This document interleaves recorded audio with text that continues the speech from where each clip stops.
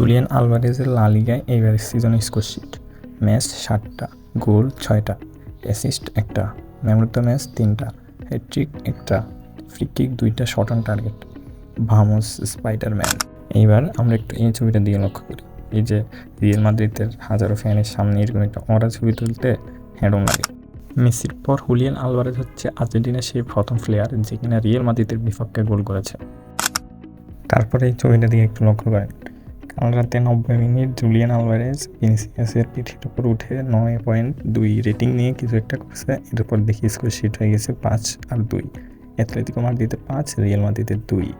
কাল ম্যাচ শেষে যখন সিমিওনেকে জিজ্ঞেস করা হলো আলভারেজ সম্পর্কে, তখন তিনি বলেছেন, I love Julian, I choose him over everyone unless you tell me Messi. এর মানে হচ্ছে সে ততক্ষণ পর্যন্ত আলভারেজকে চুজ করবে যতক্ষণ পর্যন্ত না কেউ মেসি সম্পর্কে বলতেছে। তারপর কাল ম্যাচ সম্পর্কে আর কি বলবো।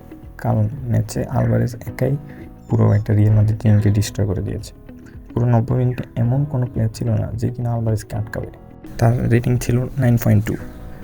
তাই এখন বলাই যায় যে একটা রিয়াল মাদ্রিদ টিমকে ডিস্ট্রয় করতে একজন আলভারেজই যথেষ্ট।